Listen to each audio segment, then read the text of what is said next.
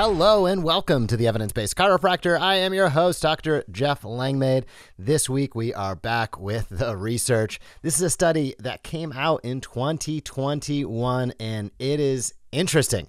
It is titled Demonstration of Autonomic Nervous Function and Cervical Sensorimotor Control After Cervical Lordosis Rehab, and it is a randomized controlled trial. This is a study that I'm going to say opens up Pandora's box. A lot of questions, some answers mixed in, and certainly some things to think about with your clinical practice. Before we get started, I'll say a few words about the Smart Chiropractor, thesmartchiropractor.com. The Smart Chiropractor powers your patient journey to provide you with more qualified leads, more new patients, better retention, and more consistent reactivations without spending any money on advertising. This is about content marketing, staying consistent, teaching and inviting your audience, your health tribe, and really availing yourself by proactively answering the questions that they already have. You can do that across all of the most popular channels. You can do it without spending any money on advertising, and you can do it with the help of the Smart Chiropractor.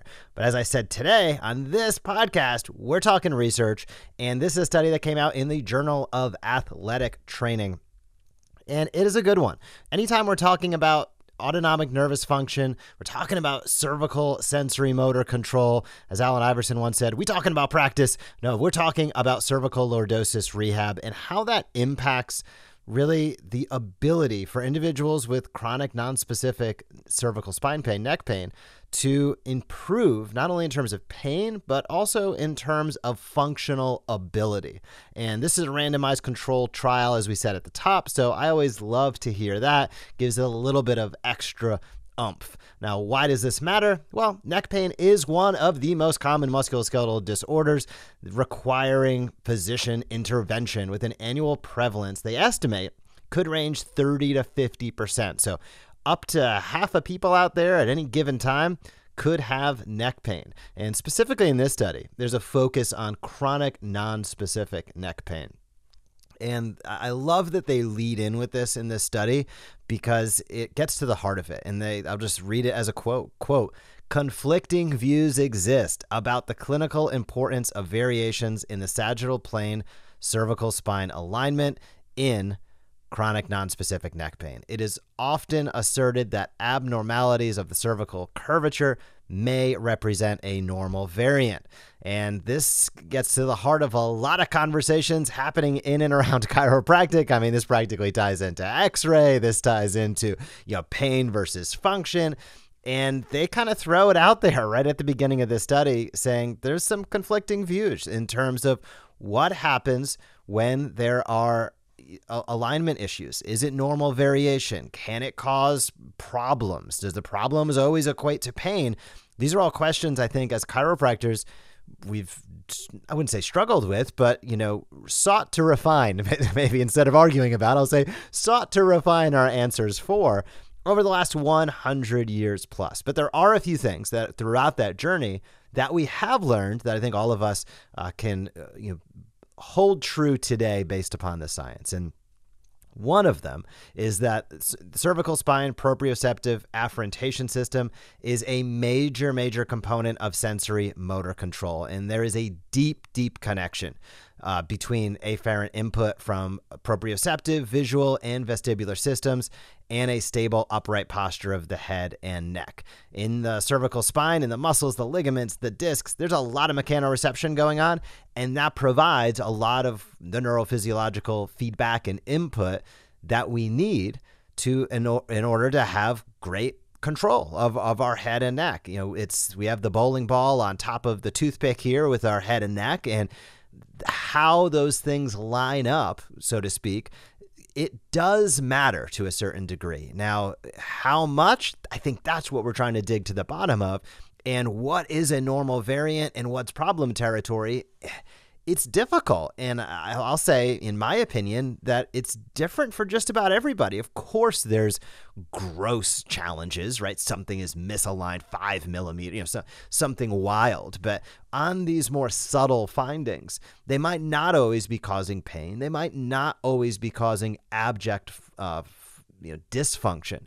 but is it optimal? Probably not. And this is a balance I think all of us, work towards and sort of play with throughout our careers in terms of how much are we really leaning into that? How much are we leaning away from it when we go through our movement assessments, when we create our care plans, et cetera? So the assumption coming into this study was that restoring normal posture and cervical alignment is necessary for better afferentation process, and there's a little bit of preliminary evidence around that. Now, this was a randomized single-blind trial, a little bit over 100 patients, 110 patients, and both groups received a 10-week multimodal program. Remember, these people had chronic nonspecific neck pain.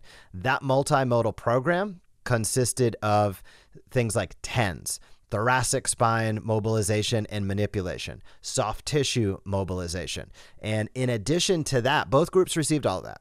The intervention group, so the control group, that's what they got. The intervention group received all of that and a cervical traction device, in this case, a Deneral orthotic, to improve the sagittal plane cervical alignment. So control group received, again, TENS, mobilization, manipulation, soft tissue work, and the intervention group received all of that, and then the Deneral treatment as well. So that cervical traction. So how did things fare? Well, the differences between the intervention and control groups for sensorimotor control measures indicated that restoration of the sagittal plane cervical alignment did in fact alter pain, disability, autonomic nervous function, and sensorimotor control. So they did a variety of tests with these individuals, starting in a neutral, moving verbally, to a 30 degree, getting back to where you started. And they went through a variety of different tests to see how does the intervention of a cervical traction unit change things. And the thought is that cervical extension traction devices can cause longitudinal tension on that anterior longitudinal ligament and an unloading of the disc due to the shift in the axis of rotation. And the application of that traction can cause, they say, viscoelastic deformation of the cervical spine soft tissue, resulting in a more normal load sharing. So they're thinking about this in terms of when there's that traction, maybe reset is a little bit of a strong word to say here, but that it impacts and influences the load across the cervical spine, creates less ups and downs, so to speak, and more consistently shares that load across the vertebral segments. So again, let's dig one level deeper. So a lot of this gets down to the interplay between proprioception and postural control. That's really what it comes down to. And their assumption was that restoring normal posture and cervical spine alignment is important for better afferentation. And it's been proposed that as your head migrates forward, as you get that forward head posture, it provides increased strain on muscles, ligaments of head, neck, and shoulders, and that creates altered joint positions and dysfunction that can lead to dysaffrentation. So I can follow that as from the matter of, that makes sense to me, especially when I think about these other studies that showcase 1 inch, 2 inch, 3 inch. As that chin and head go into forward head posture, the load can change pretty dramatically on the cervical spine. So again, not everybody's going to be perfect. Not everybody needs to have quote unquote perfect alignment, but I think there is something to be said for individuals that are spending a ton of time on the computer. They have, rounded shoulders. They have a hyperkyphotic thoracic spine. They have significant forward head posture, and then they're having chronic neck pain. Number one, a multimodal program sounds like a really good idea.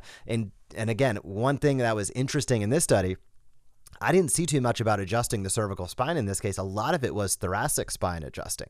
This gets back to always please check those next door regions. If somebody has a wrist issue, be sure you're checking the elbow. If they have a shoulder issue, check up and down that kinematic chain.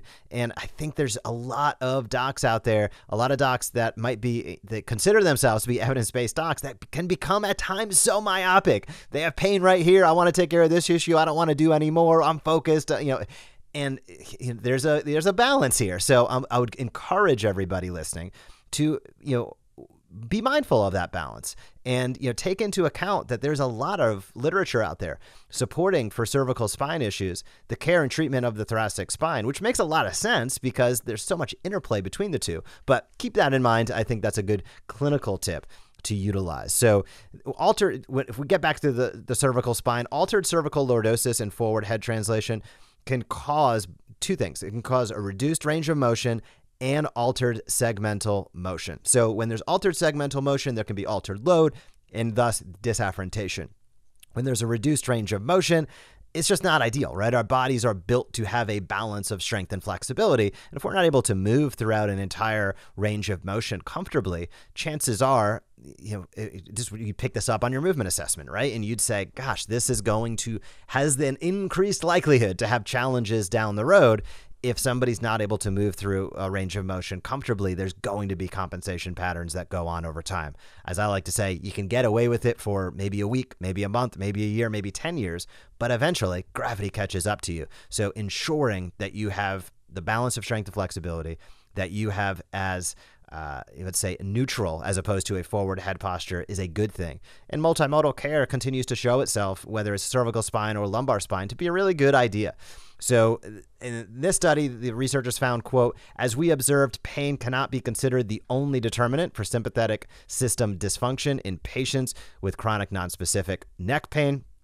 They also came to the conclusion, quote, a reduction in adverse mechanical tension acting on the brainstem, cranial nerves 5 through 12, and specifically cranial nerve 10 may be one of the underlying mechanisms that explains the improved autonomic function in our intervention group, because improved head posture and increased lordosis would result in reduced longitudinal stress and strain on the neural elements. So a couple things to keep in mind that I take away from this. Number one, cervical traction units, I know that they focused on the dental roll in this case. However, they're pretty darn cheap. I mean, I did a quick search before I hopped on. I mean, $25, $50, $75.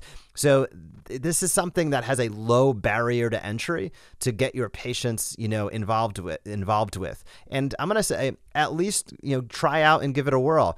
I know that historically in my practice, I recommended a lot of over-the-door traction units. So as I would say to my patients, those medieval-looking things, you close it over the door. I found those to be just like super cheap, super easy to use, and really be able to, in an upright posture, unload. And people just seem to get really good results with the over-the-door traction. However, if you're using a traction device that they might use while lying down, that can work as well. I think as clinicians, as chiropractors, part of our job is to kind of figure this out, right? And to identify, hey, what patients, maybe if they have really, really aggressive neural compression, maybe those over-the-door traction units are better. If they don't have neural compression, but it's more chronic, non-specific neck pain, maybe those lying down type traction units like a dental roll are better. So just things to play with, things to think about. They call it practice because it's a constant evolution of learning. It's a constant evolution of the application of what we do with our hands and with our minds and with our patients each and every day. So hopefully this, opened your eyes to the fact of, hey, there's some interesting things going on related to biomechanics and posture. The jury's still out in terms of, research is never a closed book. Every research study, basically enables 10 more to be done by asking a lot more questions. But I think there is something to be said for sure about the understanding that traction and potentially taking a peek at those curves is not a bad idea. Now, how you want to implement that in your practice is totally up to you.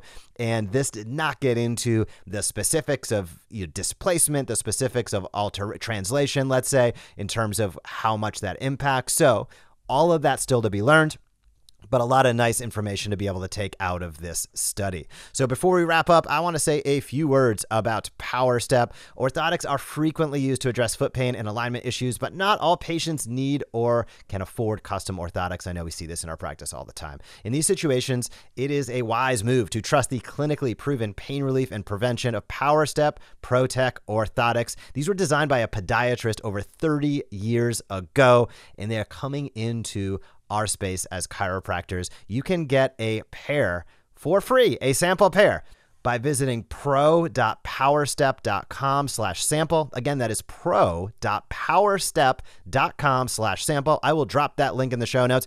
pick up a sample pair, see if you like it. This is a product that actually my father uses. He has been thrilled with, so I highly recommend checking it out.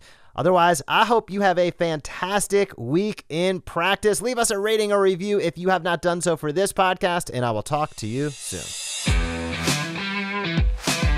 Thank you for joining us on this episode of the Evidence Based Chiropractor. If you want to grow your practice, come back for next week's episode. If you want to grow faster, visit the evidencebasedchiropractor.com and join our MD Marketing membership today.